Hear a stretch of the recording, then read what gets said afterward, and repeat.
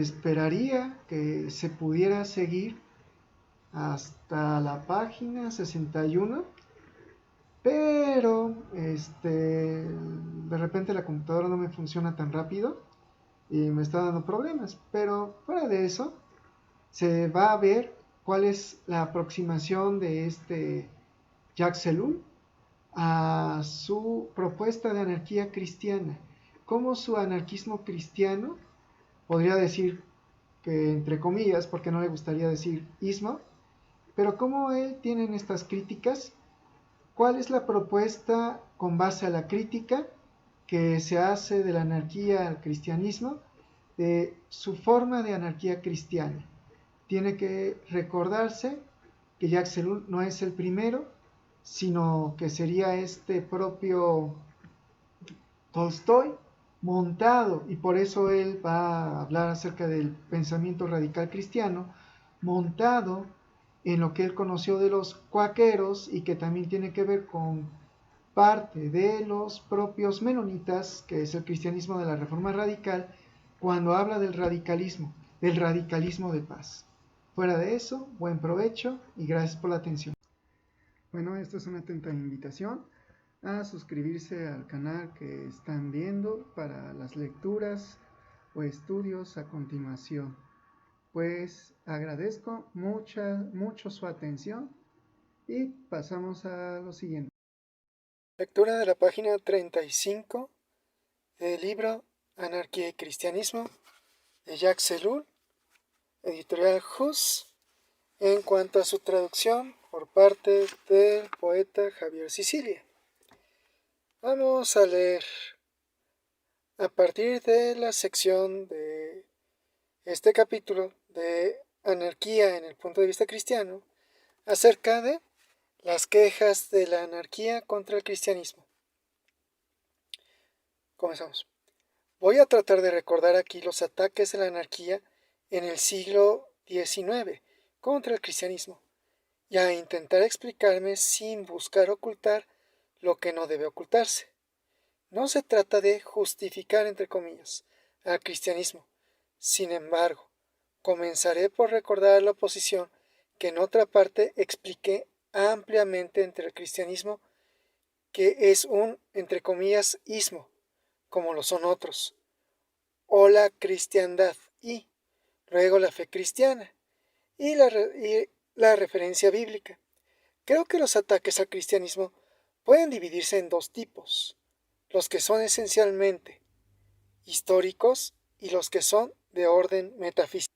La primera constatación fundamental es que todas las religiones, cualesquiera que sean, están en el origen de guerras y conflictos, que finalmente son mucho más graves que las guerras puramente políticas o arbitrarias de los soberanos, ya que las guerras que provoca la religión, entre comillas religión, la cuestión de la verdad se vuelve central. Dos puntos y seguidos. El adversario deviene la encarnación del mal y de la mentira, por lo que absolutamente se le debe eliminar. Esto es perfectamente exacto. Exacto no solo en relación con las religiones tradicionales, sino también en relación con las nuevas religiones que las han reemplazado. Dos puntos y seguido. La religión de la patria, la religión del comunismo, la religión del dinero, por ejemplo. Todas las guerras que se hacen en nombre de creencias religiosas, entre comillas, guerras sin expiación, como una vez sucedió en Roma, pero ahí se trataba de una guerra que había sido tan atroz que el mal que se hizo no podía repararse con sacrificios, piacurum. En cambio, las nuestras no tienen expiación, porque el adversario se le debe aplastar completamente sin excepción ni piedad. Los modelos de esas guerras se encuentran en la Biblia, en donde a veces se pronuncia el herem, con H, ¿no? O sea, jerem. Es que esto puede ser una palabra hebrea con, se le llama acento débil. En fin, es como la Hei, ¿no? Jerem, contra un enemigo del pueblo judío. Es decir, que todo lo de ese pueblo debe aniquilarse. Hay que matar a las mujeres, a los niños, incluso el ganado. Evidentemente esos textos sobre el Herem son una dura prueba para el creyente que toma la Biblia en serio. Después están las guerras llevadas a cabo por el Islam, cuyo principio es el siguiente. Todo niño que nace en el mundo es musulmán por el hecho de su nacimiento. Si deja de serlo, es culpa de sus padres y de la sociedad.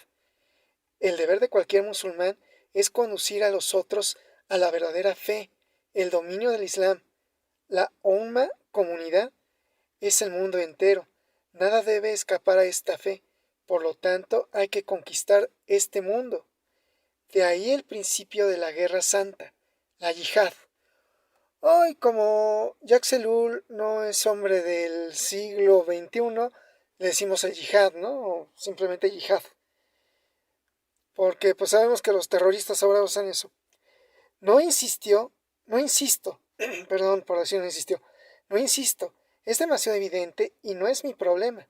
No obstante, el Islam manifiesta de manera más clara que cualquier otra religión que los creyentes son fanáticos y en consecuencia están listos para hacerse matar y para matar sin límites.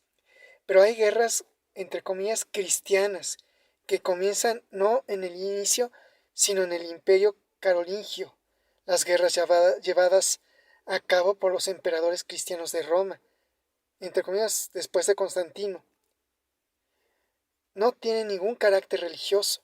Se trata de guerras idénticas a las que llevaron a cabo antes del siglo IV para proteger las fronteras del imperio. La idea de una guerra religiosa aparece después de las de las grandes descomposiciones del imperio y del periodo merovingio, siglo VIII. He emitido la hipótesis de que esas guerras santas cristianas sucedían como imitación de las que desde un siglo antes hacía el Islam. La guerra se volvió un medio de conquistar dominios nuevos para la cristiandad y de restringir a los cristianos paganos para que se volvieran cristianos, católicos romanos, ¿no? Católicos de diferentes tipos. La cima la alcanzará Carlomagno, consagrado obispo del exterior, y la aventura muy conocida de los sajones, que es característica. Carlomagno, después de conquistar una parte de Sajonia, puso parte de los sajones frente a la elección siguiente: o se volvían cristianos o morían. Se dice que 6.000 fueron masacrados. Luego vino la larga secuencia de las cruzadas, de las guerras religiosas internas, de la cristiandad contra los albigenses, los cátaros, etc. Las guerras de religión propiamente dichas, entre comillas guerras de religión, propiamente dichas de los siglos XVI al XVII que conocemos, las guerras de Cromwell y finalmente las guerras coloniales, donde decir verdad, la religión solo fue pretexto, una cobertura ideológica y una justificación.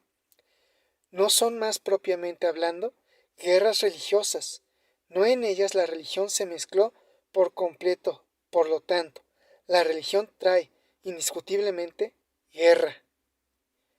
Pero mi objeción es la siguiente: hay una diferencia muy grande entre una religión que hace de la guerra un deber sagrado o también una prueba ritual en ciertas tribus indias o africanas, entre comillas en ciertas tribus indias o africanas, y una religión que reprueba, rechaza, condena y elimina cualquier violencia. En el primer caso, una adecuación entre el mensaje central, la palabra dicha de verdad, y el comportamiento belicoso. En el segundo, hay contradicción entre la revelación, entre comillas, religiosa y el comportamiento desde el momento, incluso si las autoridades, los intelectuales o también la opinión calentada al rojo vivo por una prédica belicosa que afirma la legitimidad de guerra, el deber del creyente es recordar cuál es el centro del mensaje espiritual y mostrar la contradicción radical, la mentira del llamado a la guerra, claro que es muy difícil.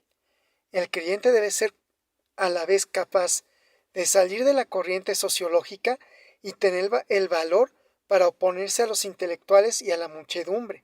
Ahora bien, y es el problema del cristianismo, nunca he podido entender cómo la religión, entre comillas, religión, cuyo centro es, entre comillas, Dios es amor, y, entre comillas de nuevo, amarás a tu prójimo como a ti mismo, terminado entrecomillado, pudo provocar esas guerras absolutamente injustificables e inaceptables en relación con la revelación de Jesús.